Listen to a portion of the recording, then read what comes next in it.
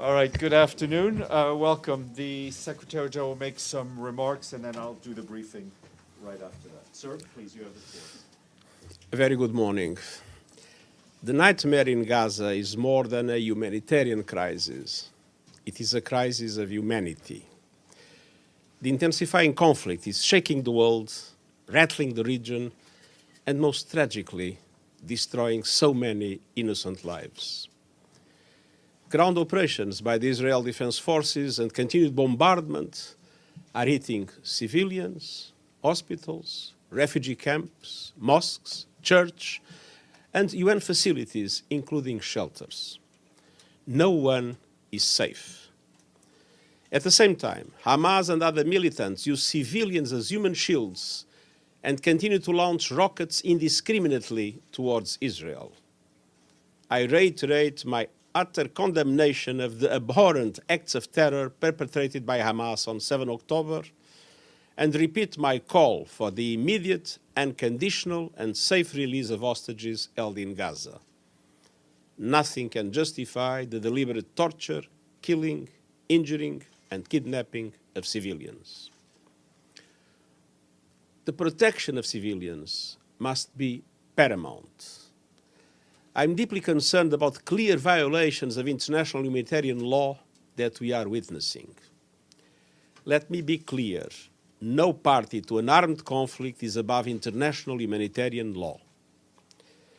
Ladies and gentlemen of the press, Gaza is becoming a graveyard for children. Hundreds of girls and boys are reportedly being killed or injured every day. More journalists have reportedly been killed over a 4-week period than in any conflict in at least 3 decades. More United Nations aid workers have been killed than in any comparable period in the history of our organization. I salute all those who continue their life-saving work despite the overwhelming challenges and risks. And the unfolding catastrophe makes the need for a humanitarian ceasefire more urgent with every passing hour. The parties to the conflict, and indeed the international community, face an immediate and fundamental responsibility to stop the inhuman collective suffering and dramatically expand humanitarian aid to Gaza. Today, the United Nations and our partners are launching a $1.2 billion humanitarian appeal to help 2.7 million people. That's the entire population of the Gaza Strip and 500,000 Palestinians in the West Bank, including East Jerusalem. Some life-saving aid is getting into Gaza from Egypt through the Rafah crossing. But the trickle of assistance does not meet the ocean of need. And let's be clear, the Rafah crossing alone does not have the capacity to process 8 trucks at the scale required.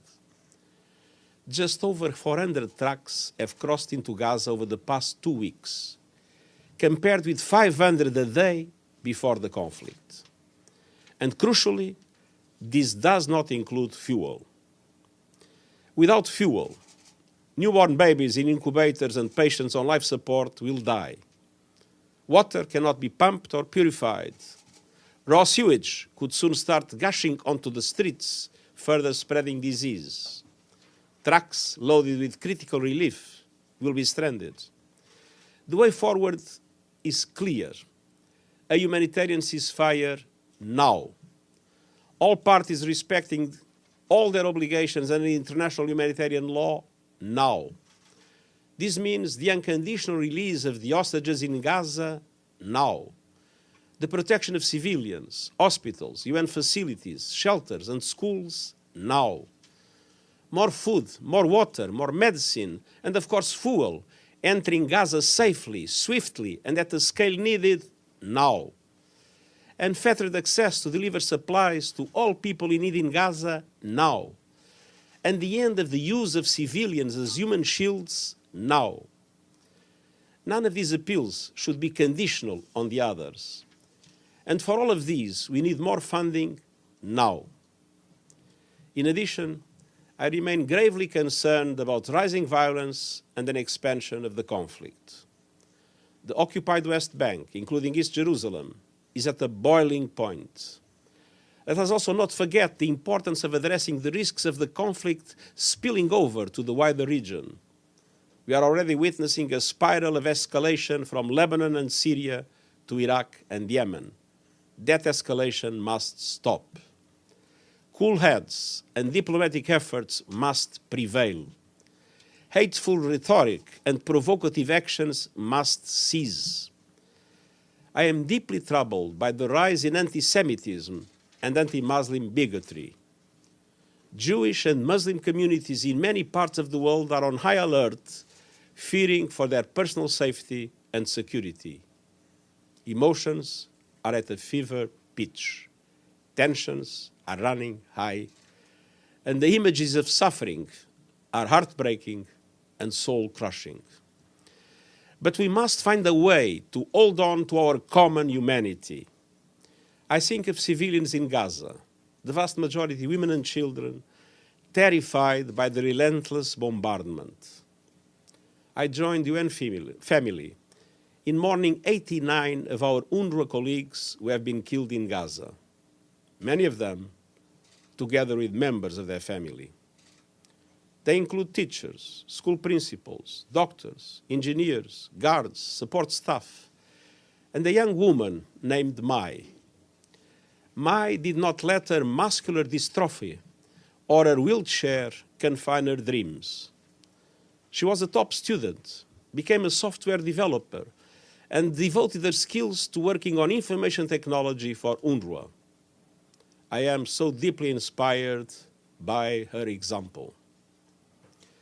And I think of all those tortured and killed in Israel nearly 1 month ago, and the hostages abducted from their homes, their families, their friends, while simply living their lives. 10 days ago, I met with some of the family members of those hostages. I heard their stories, felt their anguish, and was deeply moved by their compassion. I will never relent in working for their immediate release. This is essential in itself and central to solving many other challenges. One mother movingly shared with me her desolation over her abducted son, Ersh. She also spoke outside the Security Council, and on the subject of confronting hatred, she said, and I quote, "When you only get outraged when one side's babies are killed, then your moral compass is broken and your humanity is broken," end quote. Even in her utter despair, she stood before the world and reminded us, and I quote, "In a competition of pain, there is never a winner," end quote. We must act now to find a way out of this brutal, awful, agonizing dead end of destruction, to help end the pain and suffering, to help heal the broken, and to help pave the way to peace, to a two-state solution with Israelis and Palestinians living in peace and security. Thank you. Thank you very much, sir.